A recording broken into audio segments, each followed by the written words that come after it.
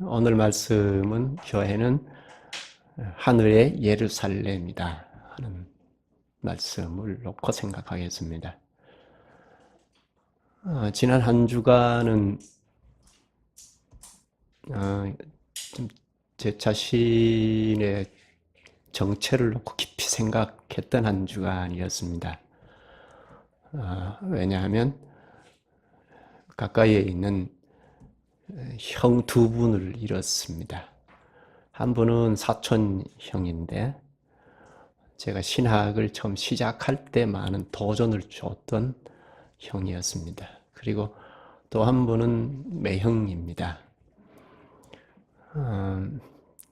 매형과 함께 가정을 이룬 누님은 둘도 없는 한 분인데 제가 어릴 때는 어머니보다 더 낫다고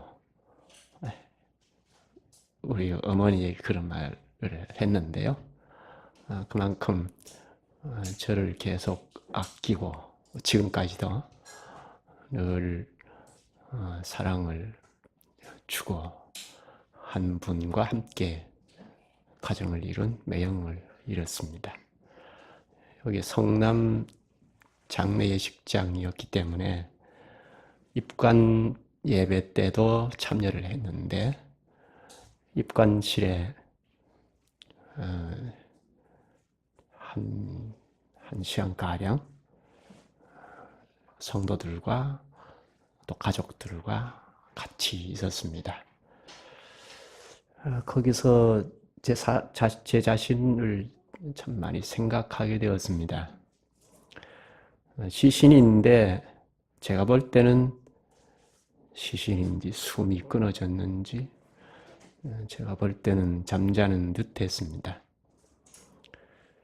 저 시신과 나와 무슨 차이가 있는가 하고 깊이 생각했습니다. 단지 누워 있다는 것, 내가 서 있다는 것, 여러 교우들과 함께 서 있다는 것, 그 차이이지 큰 차이가 없지 않는가. 입관실에 같이 있으니까 내가 처해 있는 현실이 이것이 아닌가. 죽음을 앞두고 살아가는 나의 현실이 이것이 아닌가. 그럼 이것이 끝인가?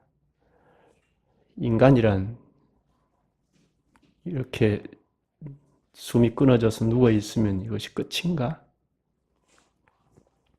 내가 지금 현재 처해 있는 위치가 어디인가 깊이 생각했습니다. 여러분이 처해 있는 현실은 어디인가요? 우리가 처해 있는 현실이 어디입니까? 오늘 본문 22절에는 참 성도들이 처해 있는 현실이 하늘의 예루살렘이라고 합니다. 우리는 당장 현실로 돌아가면 죄와 싸워야 하고 하는 현실이 있습니다. 고난의 현실이 있습니다. 이 땅입니다. 우리의 현실은 이 땅이잖아요. 그런데 하나님의 말씀은 하늘의 예루살렘이라고 합니다. 하늘나라라는 말입니다. 우리는 땅에 있는데 참 신자라면 하늘나라라는 말입니다. 이것이 무슨 뜻인가? 하나님의 말씀을 듣겠습니다. 하나님의 말씀을 잘 들으면 우리가 큰 위로 가운데 살아갈 수 있습니다. 먼저 본문을 좀 볼까요? 22절을 바로 보죠.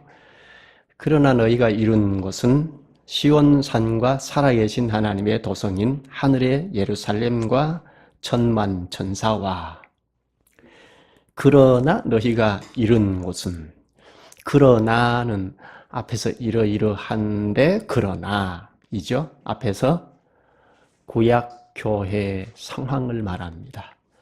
출애굽하여 시내산 아래에 총회로 모인 이스라엘 교회의 상황입니다. 그것이 출애굽기 19장, 20장의 상황입니다. 그때 바로 앞에 21절에 보면 모세도 벌벌 떨었다고 말합니다. 이스라엘 백성들이 시내산 아래에 모여 있을 때의 상황은 하나님 앞에서 시내산 위에 하나님께서 강림하셨고 불같이 강림하셨죠. 음성으로 이스라엘 백성들 교회와 구약 교회와 상대해서 언약을 맺는데 그 상황은 하나님 앞에서 벌벌 떨리는 상황이었다는 겁니다. 시내산의 상황은 이 땅의 상황인데 그러나 너희가 이룬 곳은 하늘의 예루살렘이라고 합니다. 여기 너희는 교회를 말합니다. 이 말씀을 처음 듣던 교회는 유대교회에서 개종한 기독교인들입니다. 첫 독자들이죠. 그리고 오늘 교회와 그리고 23절에 보면 장자들의 모임이라고 하는데 이것은 우주적 교회를 말합니다. 우주적 교회에 포함된 너희가 이룬 곳은 하늘의 예루살렘이라고 합니다. 여기 살아계신 하나님의 도시인 하늘의 예루살렘이라고 하죠. 또 천만 천사와 합니다. 이는 수많은 천사들이 있는 곳을 말합니다. 하늘나라이죠. 우리가 처한 현실, 우리가 참 신자라면 그리스도의 지체들이라면 우리가 이룬 곳은 하늘의 예루살렘이라는 말입니다. 수많은 천사들이 있는 곳이라고 합니다. 우리의 현실은 이 땅이지 않습니까?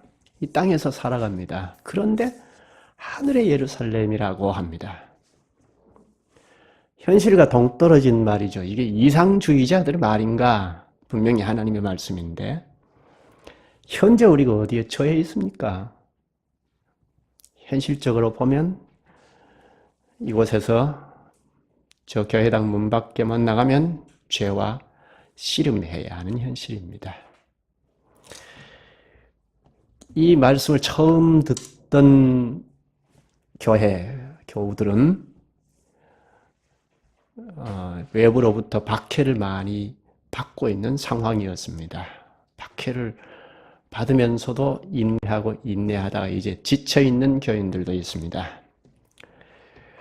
또 어떤 신자는 더 이상 견디기가 어려워서 배교하기 직전인 교인도 있습니다. 어떤 교인은 박해가 너무 심하니까 배교하고 타락하여 옛날로 돌아가 버린 사람도 있습니다. 유대교로 다시 돌아가 버린 교인도 있습니다. 이런 현실을 놓고 하나님께서 오늘 여전히 우주적 교회에 속한 너희라면 너희가 이룬 곳은 하늘의 예루살렘이라고 합니다. 무슨 근거로 이렇게 하늘에 속했다고 하는가? 무슨 근거로 이런 말씀을 하시죠? 그냥 막연한 추상적인 말씀을 하시는 건가? 추상적이면 뜬구름 잡는 이야기지 않습니까? 우리의 현실은 분명히 이 땅인데 무슨 근거로 하늘나라에 속했다고 하는가? 그것은 예수 그리스도의 피 공로 때문입니다. 그 다음 9절에 말하는데요. 24절을 보십시다. 새 언약의 중보자이신 예수와 및 아벨의 피보다 더 나은 것을 말하는 뿌린 피니라. 그리스도의 보혈을 말하죠. 여기 새 언약의 중보자 예수와 새 언약을 말합니다. 새 언약과 상대적으로 옛 언약이 있죠. 옛 언약은 시내산 아래, 출애굽에서 시내산 아래에 이른 이스라엘 백성들과 하나님께서 맺은 시내산 언약이죠. 이 시내산 언약은 실체가 아니죠. 그림자입니다. 앞으로 올 실체의 그림자입니다. 실체는 예수 그리스도이죠.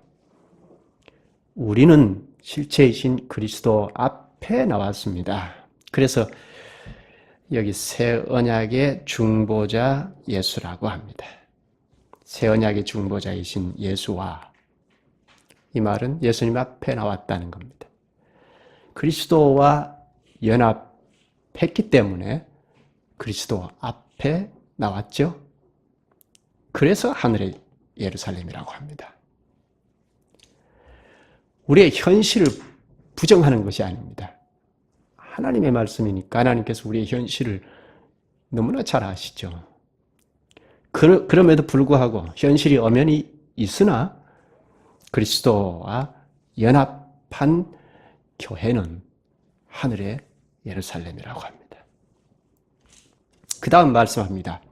아벨의 피보다 더 나은 것을 말하는 뿌린 피니라. 아벨의 피는 얼른 구약에 올라갈 수 있죠. 아벨이 하나님 앞에 예배한 이후에 가인에게 돌에 맞아서 흘린 피죠. 그 피가 말을 합니다. 창세기 4장 10절에 말하죠. 하나님께서 아벨의 핏소리가 땅에서부터 내게 호소하느니라 하십니다. 아벨의 피가 말을 한다는 겁니다. 무엇으로 호소하죠? 무엇이라고 호소하죠? 피를 흘리게 한 이자를 보복해 달라고 호소합니다. 말을 하죠. 그런데 예수님의 피는 이 아벨의 피보다 더 말을 잘합니다. 아벨의 피는 보복해 달라고 호소하는데 예수님의 피는 자비를 호소합니다. 아직도 죄 가운데서 허덕이는 우리를 사해 달라고 하나님 앞에서 호소합니다. 나의 양심은 끊임없이 하나님 앞에 고소합니다. 요리문답 배울 때 배웠는데 나의 양심은 끊임없이 이제는 죄 가운데 있는 자입니다 하고 고소하죠. 그래서 우리를 끌어내립니다. 네가 뭘 하나님의 백성이냐고. 회개하고 돌아서면 또 죄를 짓는데 무슨 하나님의 백성이냐고 이렇게 발목을 잡습니다.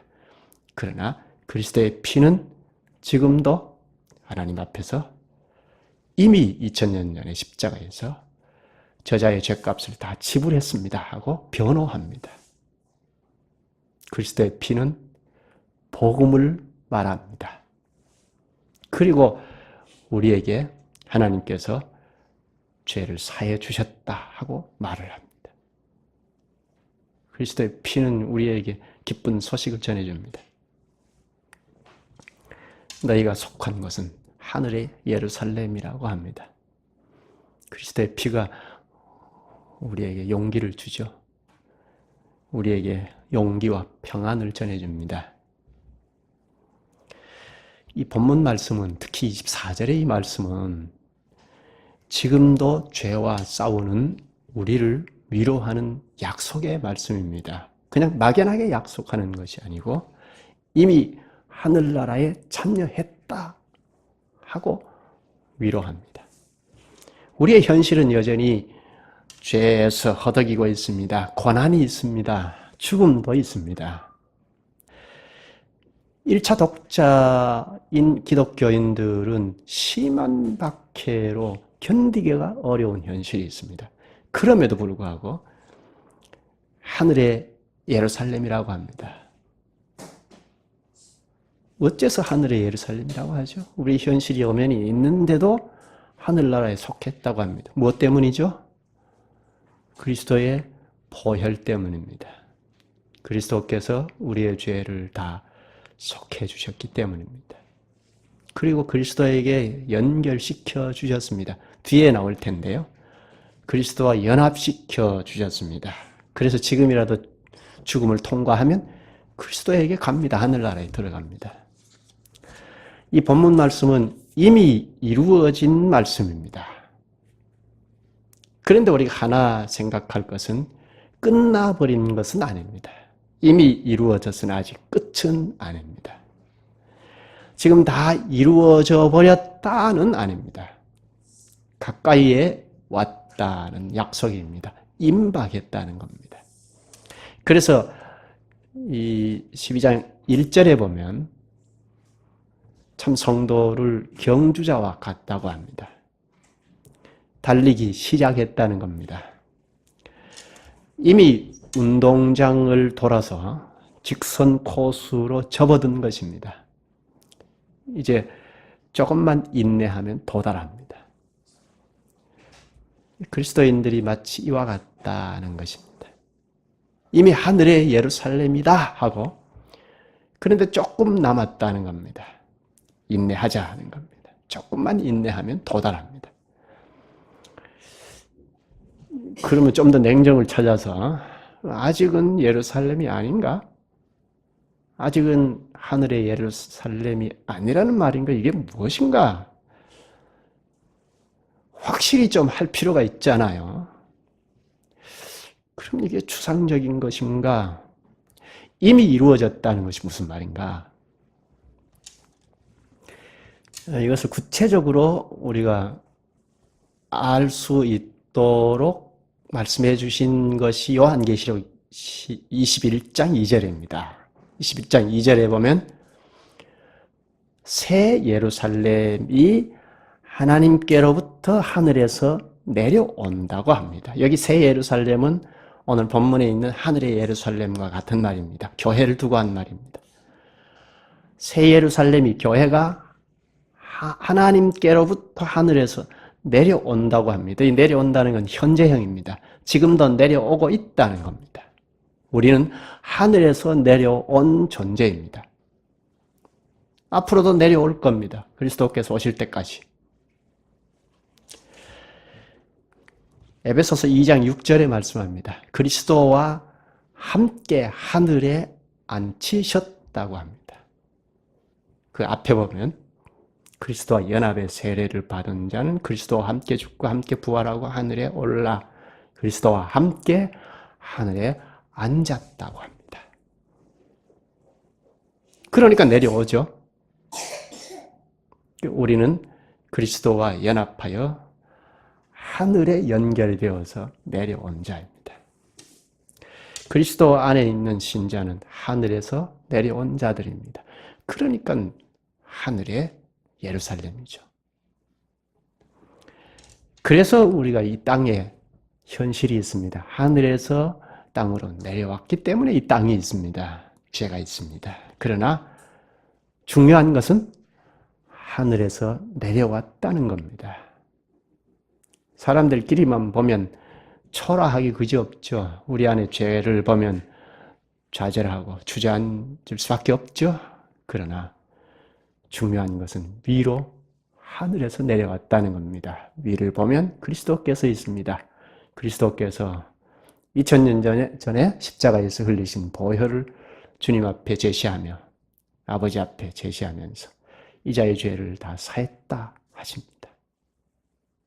그러니까 우리가 이 땅에 있지만 하늘의 예루살렘입니다. 하늘나라 백성입니다. 우리가 이런 것은 분명히 하늘의 예루살렘입니다. 여기 하늘의 예루살렘이라는 말은 저 하늘에 있는 예루살렘만을 말하는 것이 아닙니다. 이 땅에 있는 예루살렘을 말합니다. 그러면 하늘에 새 예루살렘이 있고 이 땅에도 예루살렘이 있다는 말인가? 두 개인가? 그렇지 않고 하늘의 예루살렘인데 하늘의 예루살렘과 연결이 된 하늘의 예루살렘이 땅의 교회입니다. 교회는 하늘의 예루살렘과 연결이 되어 있습니다. 그리스도 안에서는 하나입니다. 이제 곧 하늘의 영들과 우리와 연합합니다.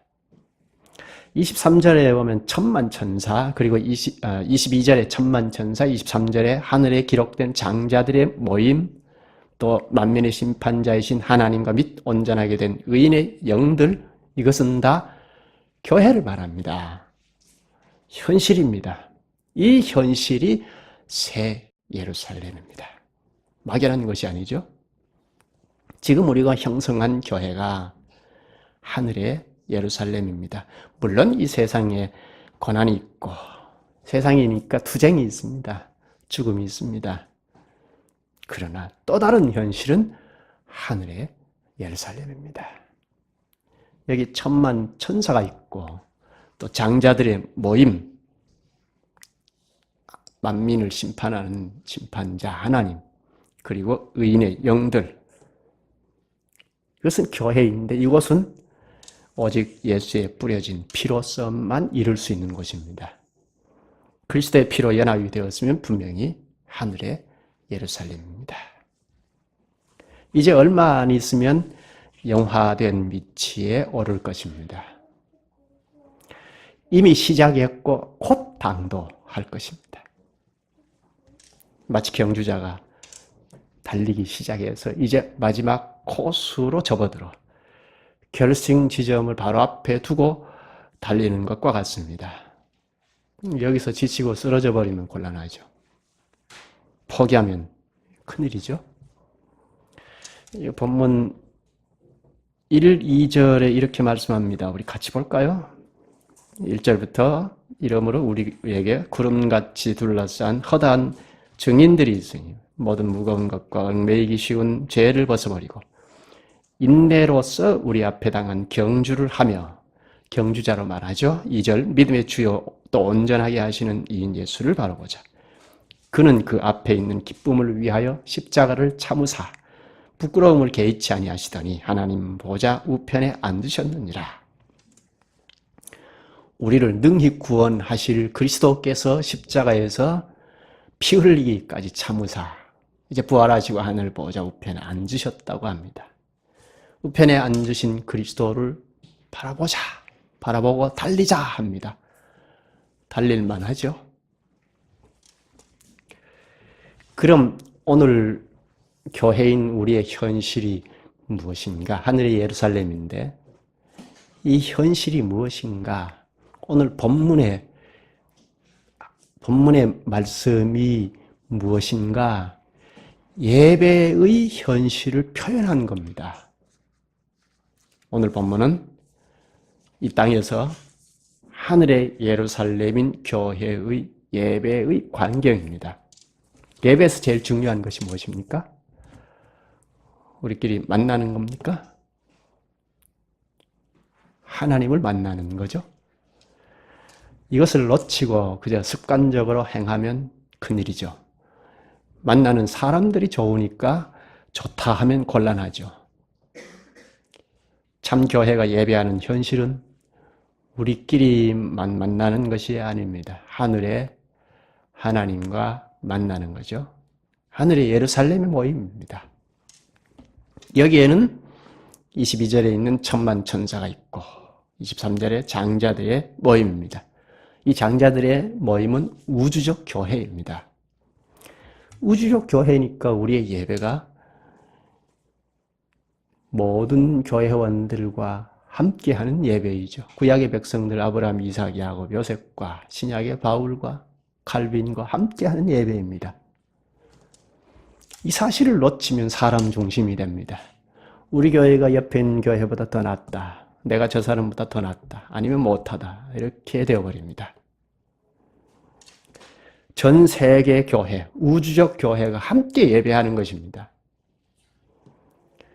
그게 여기 장자들의 총회입니다. 이 총회는 하나님을 높이고 찬송합니다.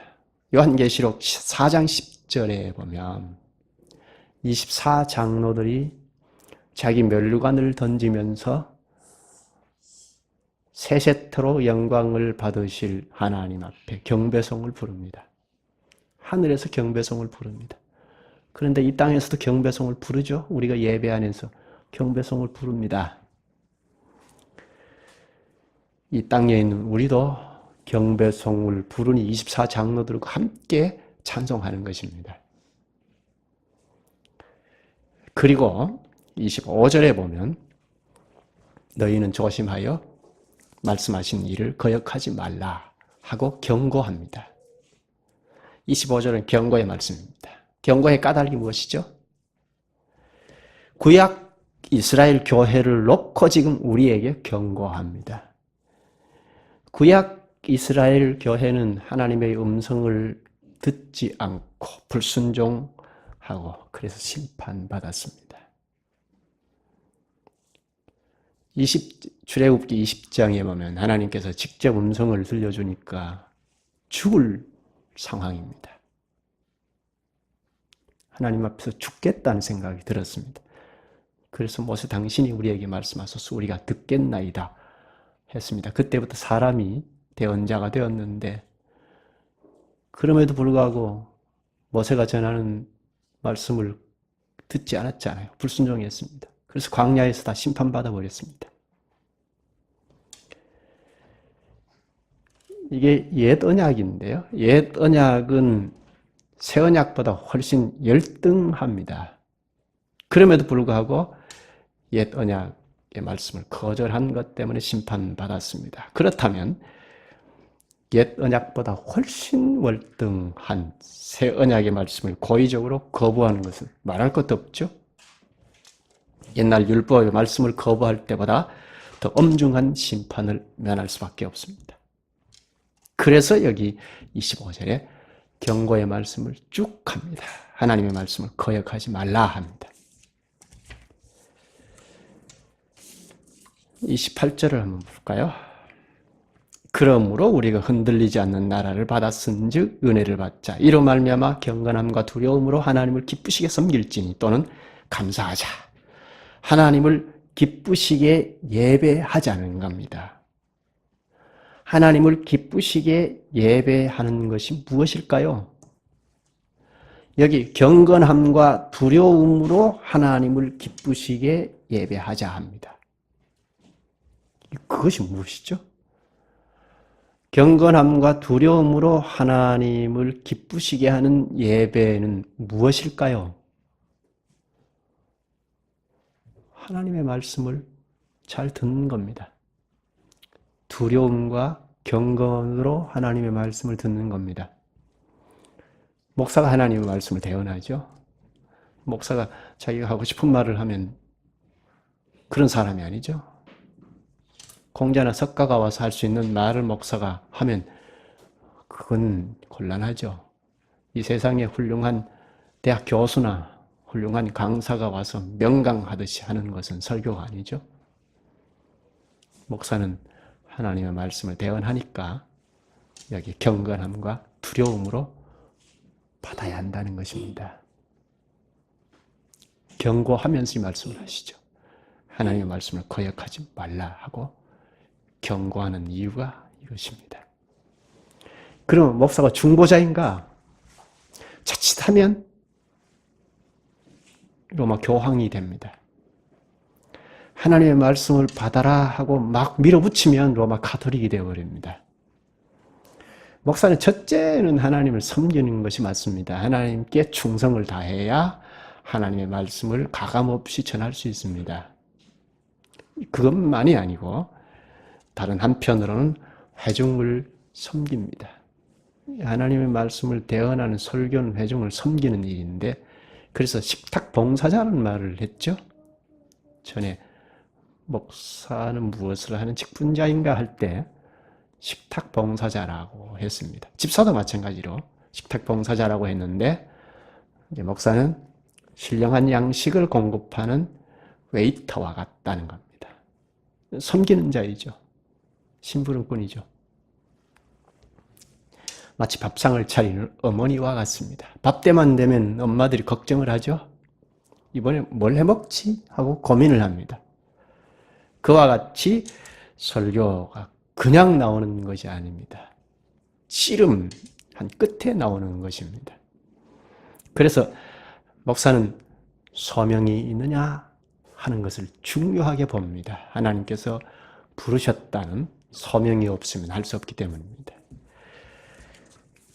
우리는 목사가 전하는 하나님의 말씀을 두려움으로 받아야 합니다. 그래야 우주적 교회의 예배에 참여하는 것입니다. 예배는 우리끼리만 드리는 것이 아니라고 했습니다. 우리 교회 우리끼리만 드린다고 생각해서인지는 몰라도 우리가 즐거우면 그냥 예배가 잘 드리는 걸로 생각합니다. 그래서 별별 노래가 예배 안에 다 들어와 있죠. 축제라 하는 명분을 가지고. 그 축제입니까? 세상의 음악회입니까? 콘서트가 아니죠. 예배는 콘서트가 아닙니다. 그런 축제가 아니죠. 하나님 앞에 큰 절을 한다는 의미에서의 축제인데 온갖 음악이 교회 안에, 예배 안에, 예배 바깥이 아니고 예배 안에 다 들어와 있습니다. 그건 우리끼리, 사람들끼리의 예배라고 착각을 하는 거죠. 사람들끼리의 예배가 아닙니다. 우주적 교회, 믿음의 선진들과 구약 백성들이 다 포함이 되죠.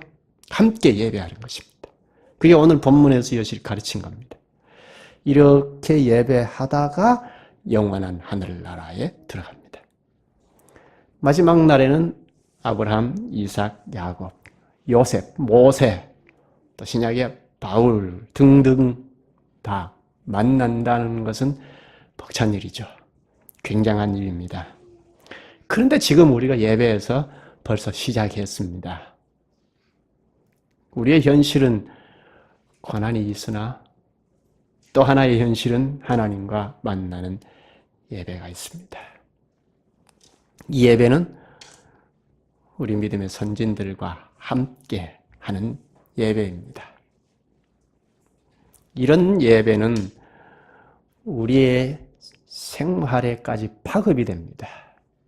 당장 현실로 돌아가면 죄와 씨름해야 하는 현실이지만 여기에 영향력을 끼칩니다. 장자들의 총회, 회원으로 자부심과 자긍심을 가지고 살아갈 용기를 갖게 합니다. 기도하시죠. 자비하신 주님, 주님께서 저희가 이런 곳은 하늘의 예루살렘이라고 가르쳐 주시고 이것은 옛날 신에서 아래에서 모인 옛 언약민과는 비교할 수 없는 하늘나라의 예배의 광경인 것을 깨우쳐 주시니 감사옵나이다.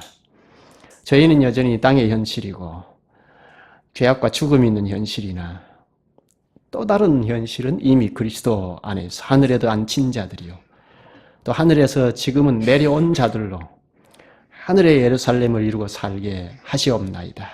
어떠한 어려움도 능히 다 이기고 갈 수 있는 이런 복음을 주셔서 하늘나라 백성으로 자긍심을 가지고 살게 하시니 감사옵나이다. 특별히 장자들의 총회원으로 주를 경배하고 또 주님의 복된 소식을 전파하며 살아갈 수 있게 하시니 감사옵나이다. 예수님의 이름으로 기도하옵나이다. 아멘.